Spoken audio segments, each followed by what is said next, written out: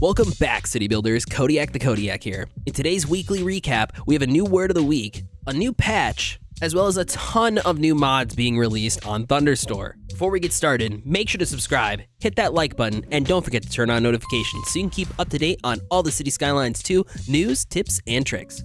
Without further ado, let's get started. Okay, so first, as usual, we're going to be starting off with the word of the week, and we are on the 5th week of the words of the week. Now, these are written by Colossal Order's CEO, and they're usually posted on Monday, so you'll probably get another one tomorrow, or maybe even the day that you're watching this video, there might be a new one. This one is from the previous Monday of November 27th. So a TLDR of this first part that I didn't highlight is that they're actually really excited that people have gone in and found a lot of the editors and the early access mod tools. This allowed people to already create mods, which we're going to talk about later in the video, and Colossal Order CEO as well as the dev team seem pretty excited that people are already starting to work on it and seeing all the stuff behind the scenes. They do, however, follow it up by saying, I must ask for caution because any work done with the hidden unfinished editor may break since there are still going to be changes to it. This is not to discourage any of you from working on your mods, but to rather try to openly share what to expect. Some of the most notable changes will be how the maps are saved, so we can't guarantee maps saved on an unfinished version of the editor will work with the game in the long run. Now, this actually confused me a little bit, but Cuboid and I think TDW as well both tried to explain it to me a little bit better, because my initial perception was that if you make a city on one of these maps that there's a potential that it might break in the future, and that's not what's going to happen. After that, they say we're currently testing the map editor and there are already changes to the water placement and landscaping tools. So any tools made touching upon these are likely to break. So essentially what we're kind of perceiving this to be now is that maps that are saved using this version of the editor, when you go to open them later or maybe even start a new city on these maps, there might be some broken water tools or if you download them down the line. This does not mean that if you start a city on, let's say, City Planner Plays Magnolia map, this doesn't necessarily mean that your city is going to break. The way this is written and how modders understand this as well mean that if you don't save it from the editor to an actual map, so if you at home are working on a map, make sure you are constantly saving real versions of that map because eventually the tools are going to break and maybe those placements might not be the same. So to normal people and normal players, this is completely irrelevant to you. You are free to make cities on maps that are made using this early access editor. The editor will be released early next year, so until then, don't let it stop you. Just be aware that you may need to rework some things later on. In the next paragraph, they say we've updated the wiki to include more information on asset creation, which you can find a link to that's actually hyperlinked in this article, so I will leave this article in the description down below. There are no instructions for the level of detail models. This is because we're working towards an automated system where you wouldn't have to worry about LODs unless you actually want to make them by hand or the complexity of the asset requires it. Any other information will be added to the wiki as it becomes available, so if you're a modder or asset creator, make sure you kind of skim that over and understand what they're saying here. We would like to invite all mod and map asset creators to join early access to the editor for a few weeks before its release so you can see what it's like. Test out your already created mods and share your feedback with us. If you have experience creating mods for City Skylines, please sign up here and there's a hyperlink right there. There's quite a few modders and asset creators who actually already have early access. Some of them are working on the actual region packs that are going to be coming out once the editor is available, as well as certain modders like TDW and Cuboid who are already working on their mods for the game. But if you are using these tools and weren't invited to that early access and are already kind of working on things, this is a great opportunity for you to sign up. Next, they talk about all of the other updates that are coming to the game. Performance improvements are on the way as we're reducing the cost of rendering geometry. Bug fixing is going forward nicely, and the mail and export bugs are getting sorted out. These were actually patched in the most recent update, which came out on Friday, which is yesterday from when I'm recording it, which would be December 1st. I'm recording this on the 2nd. We are also working to fix some achievements not unlocking, statistic bugs, and taxis getting stuck because someone left their child in it. Parenting is hard. You may expect a bigger patch coming out in December before we go on holiday break in 3 weeks. During this break, there are no patches and limited response from the team while we take time off of work. So essentially the week of Christmas and maybe a couple weeks after that, don't expect any updates whatsoever from the City Skylines team over at Colossal Order. But it seems like they're making pretty significant progress, and it seems like they're pretty on track for getting those editor tools out to us. Now let's discuss the patch from Friday, December 1st. Now, honestly, I didn't expect this patch to drop. I kind of expected to get one next week or maybe just get one big patch that kind of had all of the stuff, but it does seem like we're gonna get one more patch before they go on Christmas break. And we got this one as an extra little treat.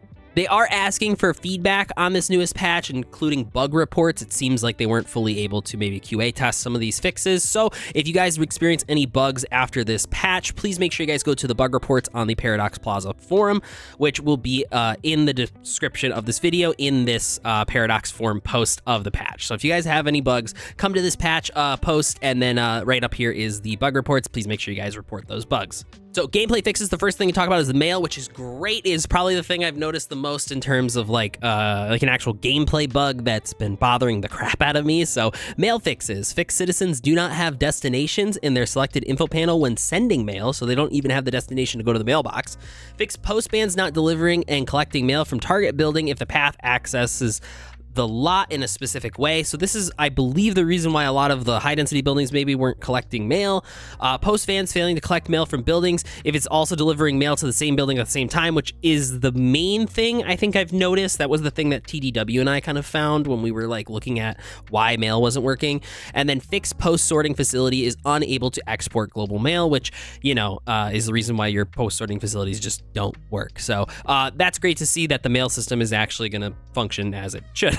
Storage transfer fixes adjusted industrial companies' production efficiency to produce more products to increase good exports. Adjusted storage companies spawning. Storage companies will spawn less than storage capacity demand to increase goods export.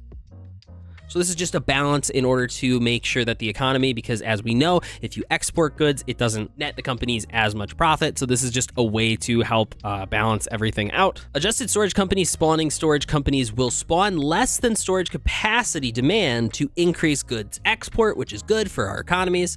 Fixed vehicle state that isn't exporting, showing as an exporting state. So that seemed like it was just a visual bug. Cargo stations like harbors and train terminals will have low stock amount of about 100 tons. The terminal will import around 30 tons each time the current amount is below 100 tons.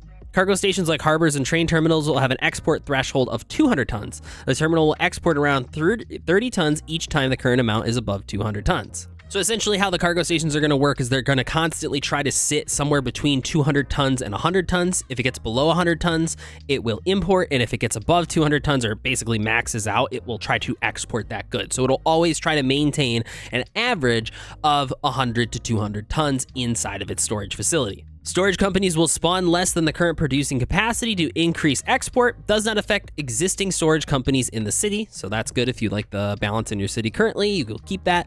Improve pathfinding to include storage and cargo stations as valid import candidates targets. I'd say the big thing here that you will actually probably notice a little bit is the cargo stations and harbors and train terminals actually trying to keep between these two numbers. Improve moving and pathfinding. This prevents citizens from reserving homes from disconnected buildings or moving into the city at all if it's not connected to an outside connection. So there has been some bugs. This is the last patch. I think they talked about this as well, that Sims would reserve a spot in a building even though they can't access it. So this is just another step in fixing that issue. Increase pathfinding penalty for illegal pedestrian crossings. Fix several instances of vehicles getting stuck. Fixed roads shown as inaccessible in the build menu can be used when the player has a low budget. Fixed hydropower plant output increase with simulation speed. Improved water flow update when terraforming. Fixed progression XP is not awarded for constructing signature buildings. Fixed coal power plant does not import resources from nearby harbor. That's an interesting, like, very specific one. Fixed citizens are shopping in industrial zones in factories instead of commercial zones. Okay. Fixed multiple issues related to the construction of multi-level roads, elevated roads over water or bridges, and improved elevated road construction, not actual bridges, to require more pillars. This is good. I feel like bridge spans were a little long in my opinion. And I think other people kind of pointed that out too, so that's good. Graphics fixes, improved terrain smoothing for networks and large buildings.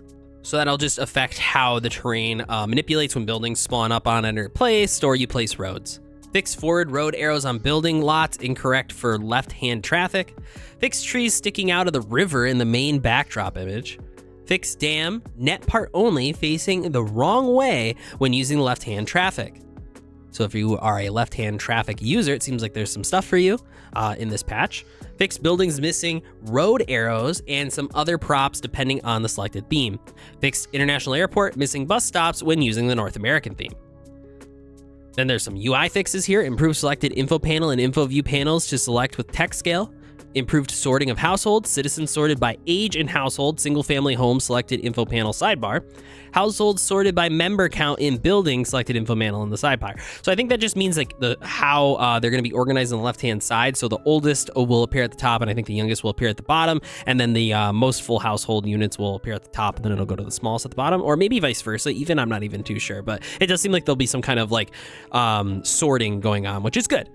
Fixed pressing M while in photo mode requires UI permanent. Wait, removes the UI permanently for that session? Okay, all right. Fixed customer info view for low customer terrain color, inconsistent to the terrain color of Rico for info views. That was a lot of words, and I'm not really too sure what it means, but that's fixed. UI forward reference error, which appeared sporadically when loading a save. So if you guys any of you got any pop-ups on screen that said forward reference error, that should be fixed. Other fixes. Now they're all ash trees out for a spin, size of golf balls, groundkeeper, up and away achievements, and 4-season achievements. Okay, so it seems like we're getting some achievements fixed so we can actually unlock them now. Fixed prefabs not unlocking correctly. Fixed cinematic camera data is not resetting when loading a save or starting a new one. Fixed object base mesh not visible in the main object is out of camera viewpoint. So that just means that like when you kind of like pan the camera and you see, I believe, when you see a structure on the side and you kind of pan away from it, it just pops away. I think it means that it's going to still stay there until it's fully rendered out, which is good. Feel free to correct me if I'm wrong in the comments, but I think that's how that's working. Fixed forestry areas forest forwarder was not playing the engine sound. I'm assuming that's one of the vehicles in the forestry area, so apparently it wasn't playing its engine sound, and now it will be. Increase all emergency vehicle siren sounds distances so you can hear them from further away. Improved cache progress for achievements. Added 2 new steps to the education tutorial. So if you were confused on education or a new player, there you go. Added missing translations. Optimized XP calculations, and improved error and crashing report tools. So it seems like this was a pretty big patch. There's a lot of stuff in here. This is definitely like, I would say probably the heftiest patch we've had since they stopped doing the weekly updates, which I think this is the second one since they stopped doing the weekly updates. I don't even remember, but even through the weekly updates, it feels like this one's just like the heftiest in terms of bullet points. So pretty big patch. It's cool to see what they're working on. It's cool to, that they're telling us what they're working on, and it's great that they fixed the mail stuff because that has been the thing that's probably been bugging me the most.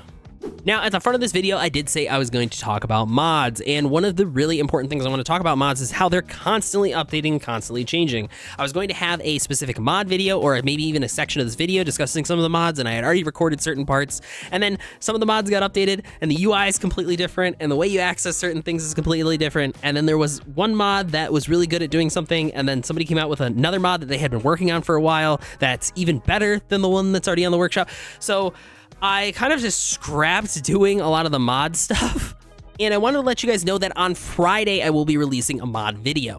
I'm going to go over all of the mods that I've been using and all of the features that they have. Now, hopefully none of the UIs will change by then, or nothing else crazy that will replace some of the mods. Maybe, hopefully nothing new will come out by then, but that will give me a lot of time to record these segments and then update them as needed. I'll be playing City Skylines Monday, Tuesday, Wednesday, and Thursday this week over on my Twitch stream starting at noon Eastern time. So if you guys are interested in taking a look at any of the mods that I'm using ahead of time, please feel free to pop over there and say hello. In the meantime, I've had the opportunity to actually use a lot of these mods, and there are some really, really good ones. I finally got to taste TDW's EconomyFixer, which is actually really awesome. I highly suggest it. It doesn't actually make the game feel more challenging. It just makes it feel like it makes a little bit more sense in terms of the economy. I haven't been noticing any issues with making money with it, but it just feels like it makes sense more in terms of how much money you're making in the game. The pacing just feels better. It's the best way I can put it. I also took a look at Kexford Map, which is a redo, I believe, of Archipelago Haven. I could be wrong. It might be River Delta. I don't remember which map it's a rework of, but it's of Windy Fjord. I'm sorry, it's of Windy Fjord, but it looks super nice, and it is a really good map to maybe try to do some pocket cities on. I didn't point it out last week, but Legacy Flavor mod is actually really nice, especially if you need any kind of colorblind tools, accessibility. You would like to remove the whiteness when you're actually building anything from like the info panel views, as well as converting things over from meters to units, so you can get just a unit number instead. The last one I want to point out is Kleit's Reborn Again Extended Transport Manager mod, which is really awesome, and it adds in an auto line color tool. Now, some of these mods, especially Klight's mods, are a little confusing in terms of the UI because you have to figure out how to access them, which is fine once you learn how to do it. So again, if you guys are interested in something like that, please make sure you take a look at my video on Friday where we'll be going through all of these mods and breaking down which ones I'm using, why I'm using them, and what they do, and why I'm not using some of the mods that are on the workshop as well. Because some of the things that people are making mods for are already available to you in developer mode. So again, make sure you have notifications on so you can see that video on Friday. I hope you guys enjoyed this week's recap. I, again, plan on doing these for the foreseeable future. So if you guys are interested in them, make sure you guys drop a subscription and make sure that you guys come back next Sunday. I'll catch you guys in the next one. Deuces.